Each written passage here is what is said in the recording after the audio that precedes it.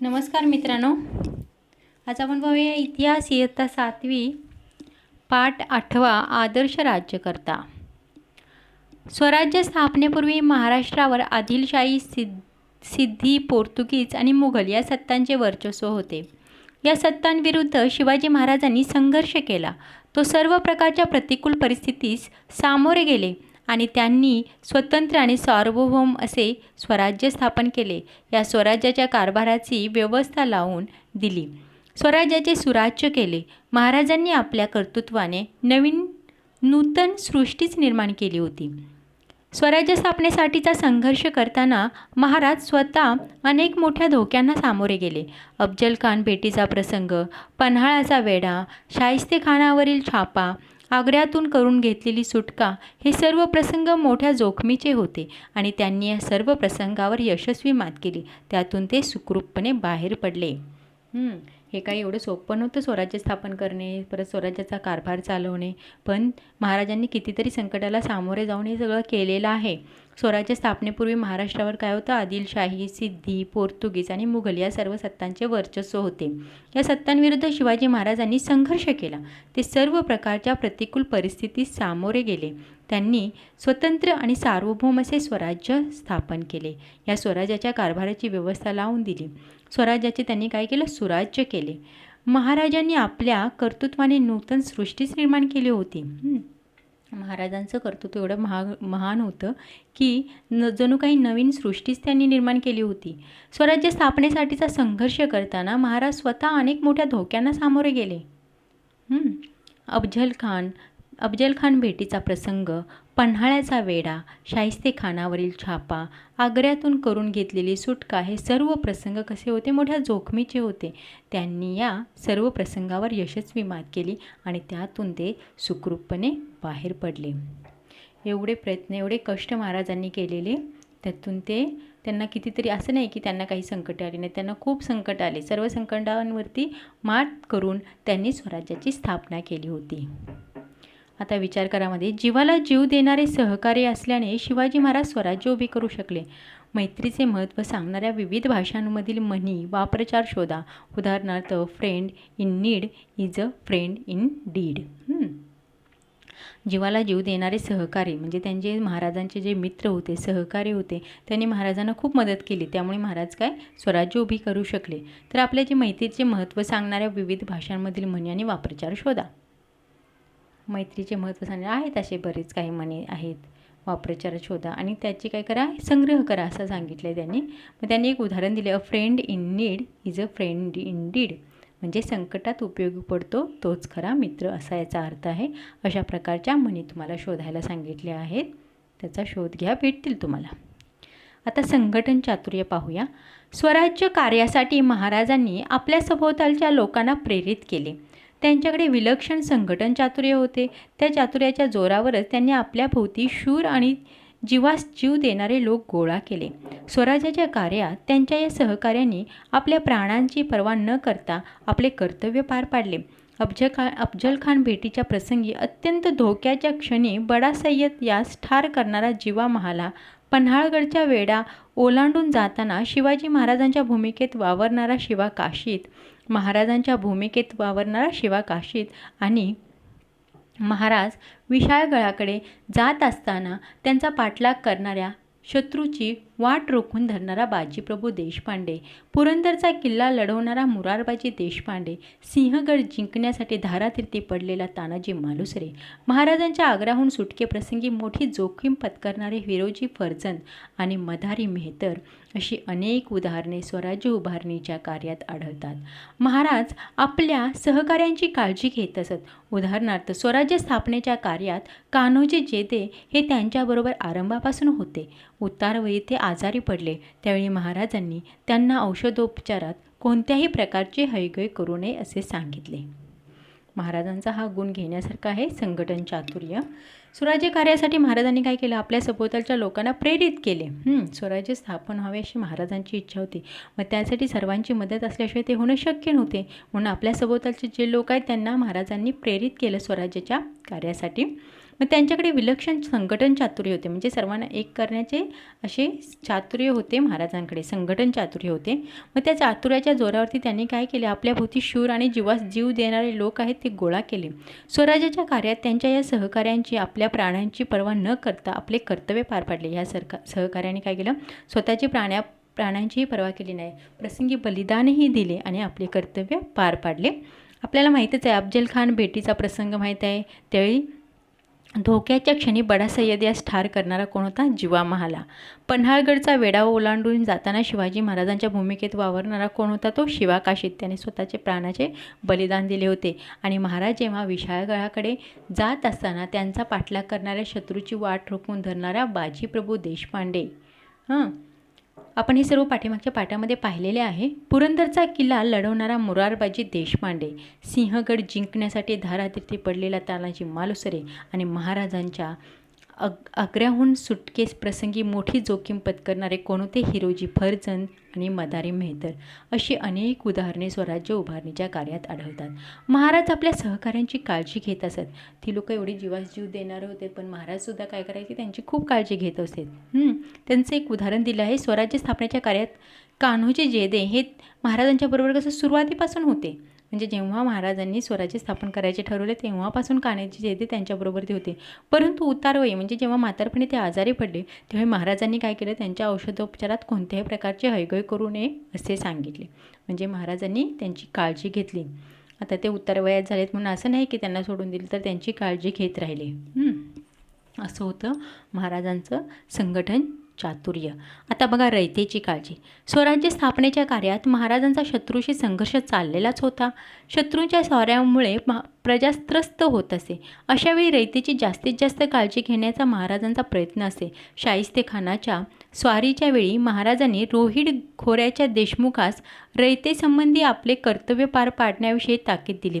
त्यांनी त्या देशमुखास गावोगाव हिंडून घाटाखाली जेथे सुरक्षित जागा असेल तेथे लोकांना नेण्यास सांगितले. या कार्यास एका घडीचा दिरंग न करणे असे त्यास बजावले.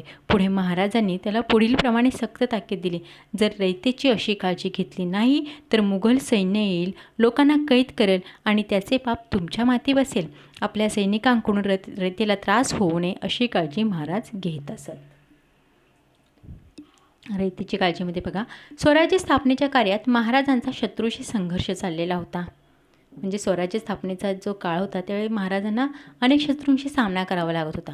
शत्रूंच्या स्वाऱ्यामुळे काय झाले, प्रजा खूप त्रस्त झालेली. शत्रू काय काय करायचे, गावेच्या गावे उद्ध्वस्त करायचे, जमिनी उद्ध्वस्त करायचे, लावलेली पिके तोडून टाकायचे. त्यामुळे प्रजा कशी त्रस्त झालेली होती. अशावेळी रयतेची जास्तीत जास्त काळजी घेण्याचा महाराजांचा प्रयत्न असे. शाहिस्तेखानाच्या स्वारीच्या वेळी महाराजांनी रोहिड खोऱ्याच्या देशमुखास रयतेसंबंधी आपले कर्तव्य पार पाडण्याची ताकीद दिली होती. त्यांनी त्या देशमुखास गावोगाव हिंडून घाटाखाली जिथे सुरक्षित जागा असेल तिथे लोकांना नेण्यास सांगितले होते. या कार्यास एक घडीचा दिरंग न करणे असे त्यास बजावले होते. म्हणजे ह्याला तुम्ही अजिबात वेळ लावू नका, लोकांना सुरक्षित ठिकाणी न्या असं महाराजांनी बजावून सांगितले होते. पुढे महाराजांनी त्याला पुढीलप्रमाणे ताकीद दिली होती. जर रयतेची अशी काळजी घेतली नाही तर मुघल सैन्य येईल, लोकांना कैद करेल आणि त्याचे पाप तुमच्या माथी लागेल.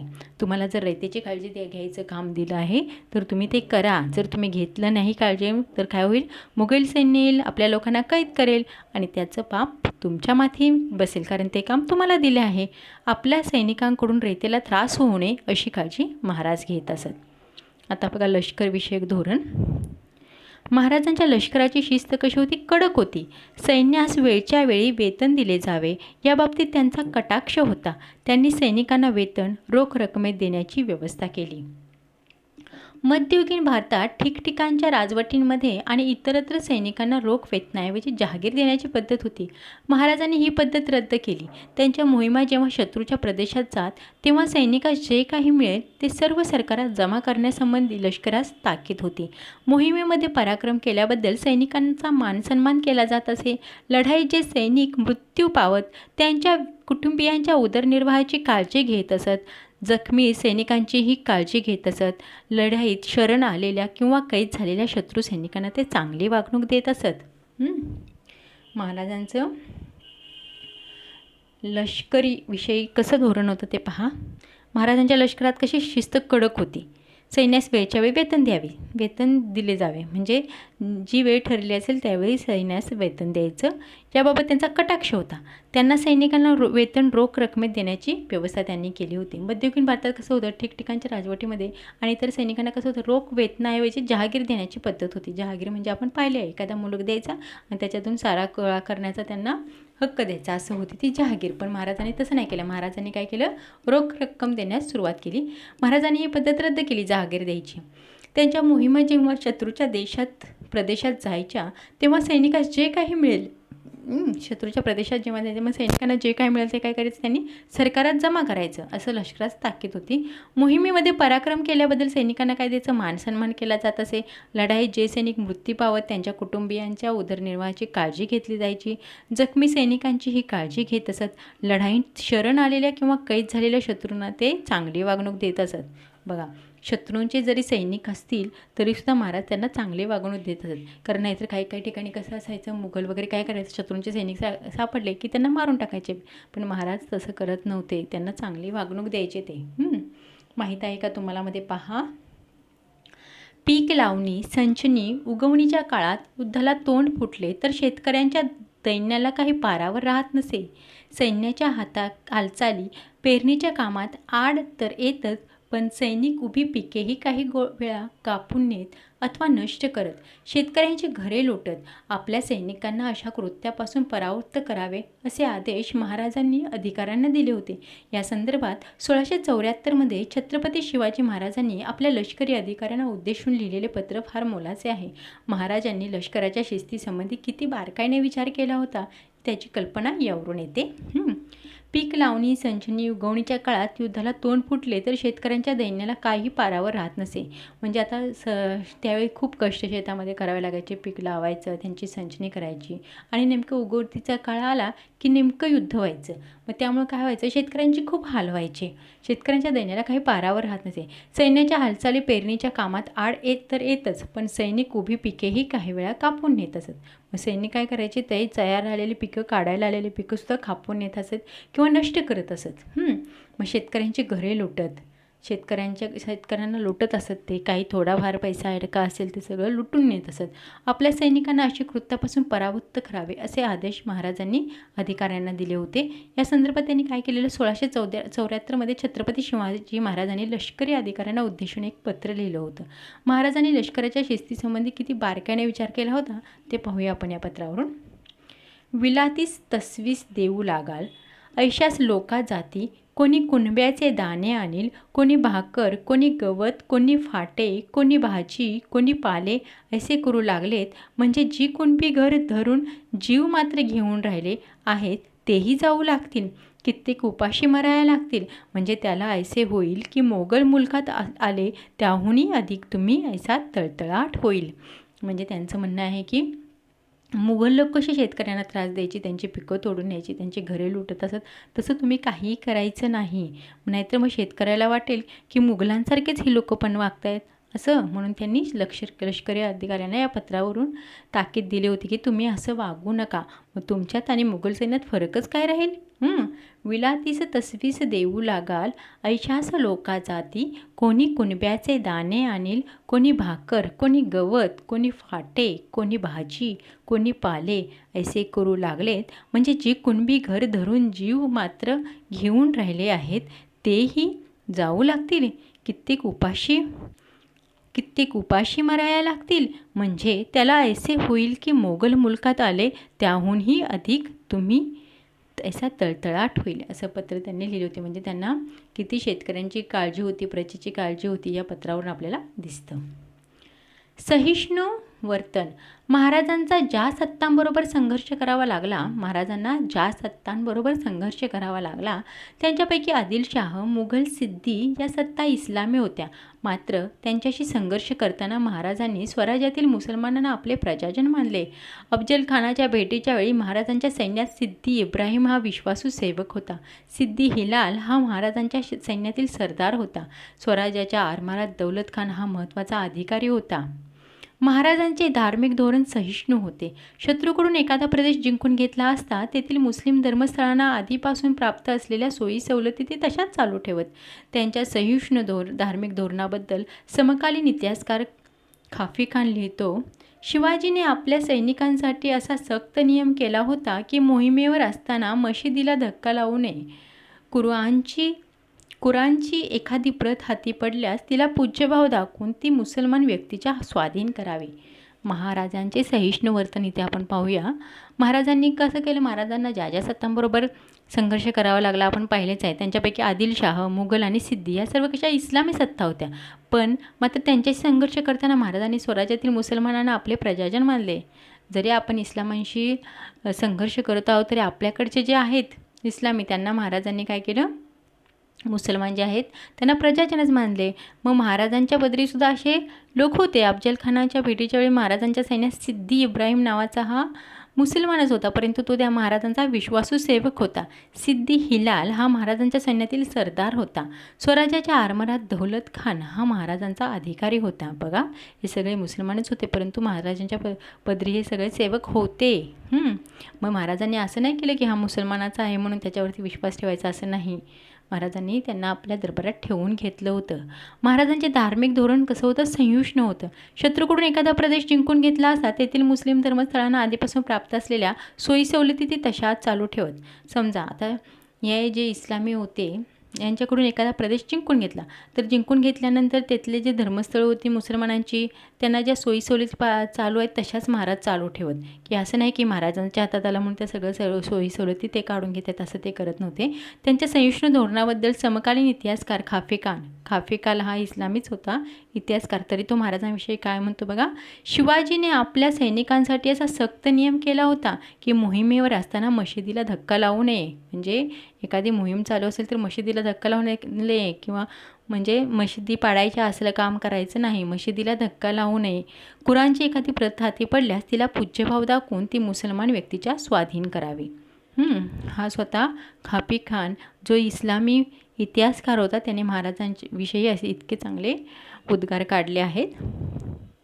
आता पाहूयात स्वातंत्र्याची प्रेरणा. शिवाजी महाराजांच्या स्वराज्य स्थापनेच्या प्रयत्नांना एक वेगळं मूल्य आहे.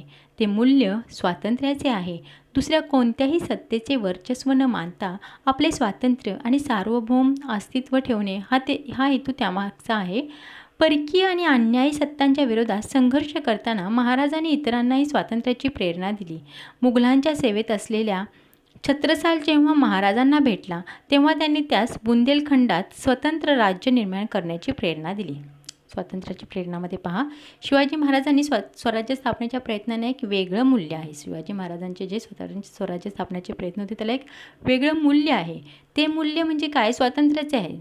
दुसऱ्या कोणत्याही सत्तेचे वर्चस्व न मानता आपले स्वतंत्र व सार्वभौम अस्तित्व ठेवणे हा हेतू त्यामागे आहे. परकीय आणि अन्यायी सत्तांच्या विरोधात संघर्ष करताना महाराजांनी इतरांनाही स्वातंत्र्याची प्रेरणा दिली आहे.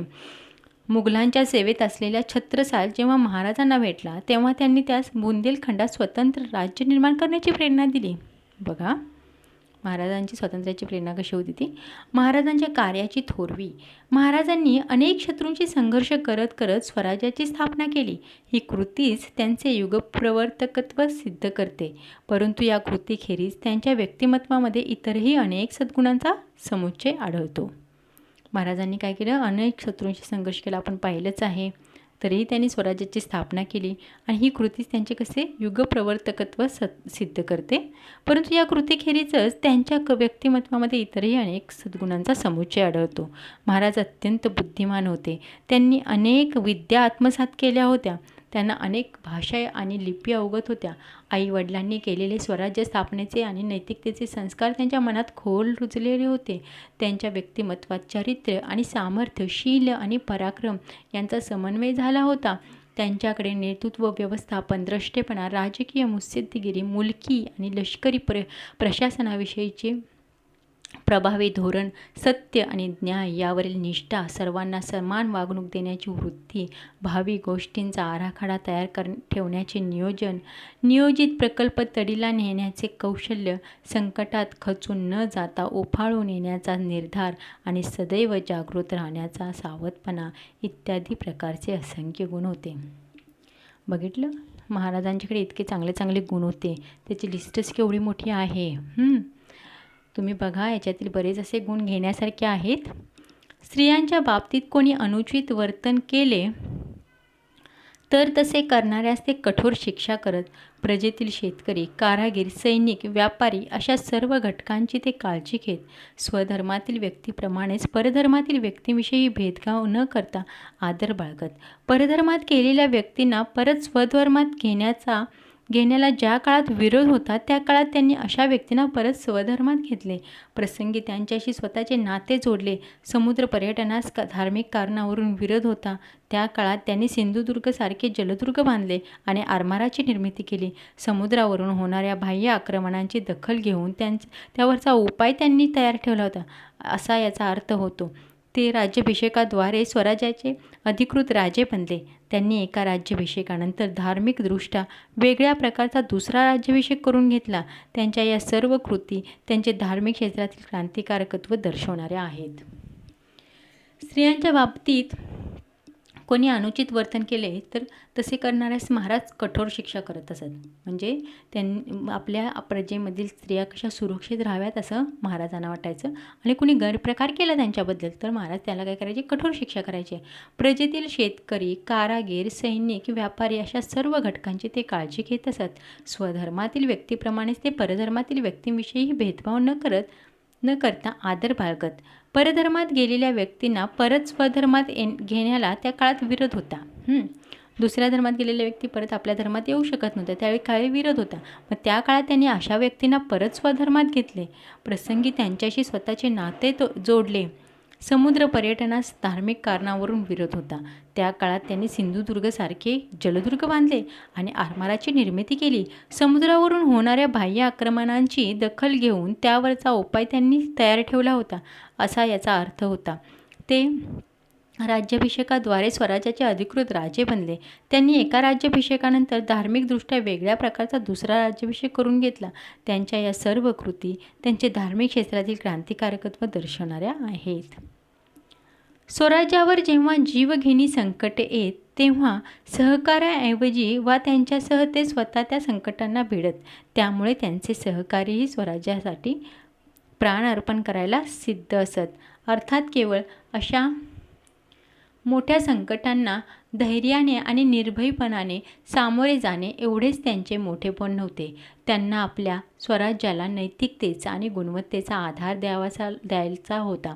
म्हणूनच महत्त्वाच्या गोष्टीप्रमाणे छोट्या छोट्या गोष्टींच्या बाबतीतही त्यांनी संबंधितांना योग्य ते आदेश दिल्याचे आढळते. सैनिकांनी शेतकऱ्यांच्या शेतातील भाजी देखील जबरदस्तीने घेता कामा नये, या अर्थाचा आदेश त्या दृष्टीने आदर्श आहे. त्यांनी झाडे तोडण्यावर घातलेली बंधनेही महत्त्वाची आहेत. बघा, स्वराज्यावर जेवढी जीवघेणी संकटे येत तेव्हा सहकार्याऐवजी व त्यांच्यासह ते स्वतः त्या संकटांना भिडत. त्यामुळे त्यांचे सहकारीही स्वराज्यासाठी प्राण अर्पण करायला तयार असत. अर्थात केवळ अशा मोठ्या संकटांना धैर्याने आणि निर्भयपणाने सामोरे जाणे एवढेच त्यांचे मोठेपण नव्हते. त्यांना आपल्या स्वराज्याला कसं नैतिकतेचा आणि गुणवत्तेचा आधार द्यायचा होता. म्हणूनच महत्त्वाच्या गोष्टीप्रमाणेच छोट्या छोट्या गोष्टींच्या बाबतीतही त्यांनी संबंधितांना योग्य ते आदेश दिल्याचे आढळते. सैनिकांनी शेतकऱ्यांच्या शेतीतील भाजी देखील जबरदस्तीने घेता कामा नये. म्हणजे शेतकऱ्यांच्या शेतात जी भाजी आलेली ती सुद्धा घ्यायची नाही स्वतः उपटून, असा या अर्थाचा आदेश त्या दृष्टीने आदर्श आहे. त्यांनी झाडे तोडण्यावरती घातलेली बंधनेही महत्त्वाची आहे. वृक्ष संवर्धन करणे का गरजेचे आहे विचारकारामध्ये तुम्हाला सांगितले आहे, तुम्हाला माहितीच आहेत. वृक्ष संवर्धन करणे का गरजेचे आहे, कारण वृक्ष आपल्यासाठी किती गरजेचे आहेत. आपल्याला त्याच्यापासून ऑक्सिजन मिळतो, बऱ्याच काही गोष्टी अशा मिळतात वृक्षांपासून, त्यामुळे त्यांचे संवर्धन करणे गरजेचे आहे. तुम्ही जरा विचार करा, त्याच्यावरती लिहा वृक्ष संवर्धन करणे का गरजेचे आहे ते. किल्ल्यांवरील कचरा इकडे तिकडे कुठेही न टाकता परसात जाळावा आणि त्याच्या राखेवर भाजीपाला पिकवावा, असा त्यांचा आदेश होता. ते स्वराज्याची उभारणी करताना बारीक सारीक बाबींकडे किती लक्ष देत होते हे यावरून स्पष्ट होते. ते केवळ योद्धे नव्हते तर एका नव्या स्वतंत्र, नीतिमान आणि सुसंस्कृत समाजाची निर्मिती करणारे शिल्पकार होते. त्यांची थोरवी सर्वांगीण आहे. किल्ल्यावरील कचरा इकडे तिकडे कुठेही फेकायचा नाही, तर तो काय करायचा, परसात जाळायचा आणि त्याची ती राख आहे म्हणजे ती खत म्हणून त्याचा उपयोग करायचा, त्याच्यावरती भाजीपाला पिकवायचा असा त्यांचा आदेश होता. ते स्वराज्याची उभारणी करताना बारीक सारीक छोट्या छोट्या गोष्टींकडे लक्ष देत असत. हे यावरून स्पष्ट होते. ते केवळ योद्धे नव्हते, तर एका नव्या स्वतंत्र, नीतिमान आणि सुसंस्कृत समाजाची निर्मिती करणारे शिल्पकार होते. त्यांची थोरवी सर्वांगीण आहे. तुमच्या परिसरातील कचऱ्यांचे व्यवस्थापन कसे होते? कचऱ्यांचे व्यवस्थापन करणाऱ्या यंत्रणेची नावे सांगा. आता तुम्ही बघितलंच आहे आपल्या परिसरामध्ये कचरा कसा पडलेला असतो. तरी काही ठिकाणी आता कसं आहे, व्यवस्थित कुंडीमध्ये टाकला जातो. मग त्याचं व्यवस्थापन कसं होते? तो कचरा कोण नेतं, त्याची विल्हेवाट कशी लावतात, किंवा त्याच्यापासून काही उपयुक्त वस्तू कशा बनवल्या जातात, याची तुम्ही माहिती घ्या असं सांगितलेलं आहे तुम्हाला. आपल्या राष्ट्रीय चळवळीमध्ये महाराज हे एक मोठे प्रेरणास्थान होते. महात्मा ज्योतिराव फुले यांनी समतेच्या संघर्षामध्ये पोवाड्याद्वारे महाराजांची महती सांगितली आहे. महाराज ज्योतिराव फुले यांनी छत्रपती शिवाजी महाराजांवर सन 1869 एक पोवाडा केला होता. त्याचा काही भाग इथे दिला आहे. माहीत आहे का तुम्हाला मध्ये काय सांगितलं आहे? महात्मा ज्योतिराव फुले यांनी काय केलेलं, छत्रपती शिवाजी महाराजांच्यावरती सन 1869 एक पोवाडा केला होता. त्याचा काही थोडासा भाग इथे दिला आहे. शिवाचा गजर जय नामाचा झेंडा रोविला, शस्त्राचा मेळा मावळ्याचा शिकार खेळला, माते पायी ठेवी डोई गर्व नाही काडीचा, आशीर्वाद घेई आईचा, आलबला घेई आवडत होतो जिजीचा, पवाडा गातो शिवाजीचा, कुळवाडी भूषण पवाडा तो गातो भोसल्याचा छत्रपती शिवाजीचा. तुम्ही ऐकलाच असेल हा पोवाडा. खूप छान लिहिले. शिवाजी महाराजांचं खूप छान वर्णन ह्याच्यामध्ये केलेलं आहे. लोकमान्य टिळकांनी शिवजयंती उत्सवाच्या माध्यमातून राष्ट्रीय जागृती केली. शिवचरित्राची महती सांगणारे पुस्तक लाला लजपतराय यांनी लिहिलेले आहे. तमिळ काव्याचे पितामह सुब्रमण्यम भारती यांनी शिवाजी महाराज हे आपल्या सहकाऱ्यांना उद्देशून बोलत आहेत असा प्रसंग कल्पून काव्यरचना केली. विश्वकवी रवींद्रनाथ टागोर यांनी महाराजांवर एक दीर्घ कविता लिहिली आहे. महाराजांच्या राज्य साधनेच्या प्रयत्नाकडे ते थोर ध्येय साधनेचे प्रयत्न म्हणून पाहतात. सर जदुनाथ सरकार यांनी शिवाजी अँड हिज टाइम्स या ग्रंथात छत्रपती शिवाजी महाराजांच्या कार्याचा गौरव केला आहे. पंडित जवाहरलाल नेहरू यांनी महाराजांबद्दल असे म्हटले आहे की महाराज हे केवळ महाराष्ट्राचेच नव्हे, तर ते साऱ्या राष्ट्राचे होत. त्यांचे आपल्या देशावर फार प्रेम होते आणि मानवी सद्गुणांचे ते साक्षात प्रतीक होते. भारतातील सर्व भाषांमध्ये महाराजांची प्रेरणा आणि आदर्श सांगणारे साहित्य निर्माण झालेले आहे. शिवाजी महाराजांची ही स्वराज्य कार्याची आणि त्यांच्या सुराज्यात रूपांतर करण्याची प्रेरणा भावी पिढ्यांनाही आदर्श राहील. शिवाजी महाराज एक थोर राष्ट्रपुरुष होते. असे होते आपले शिवाजी महाराज.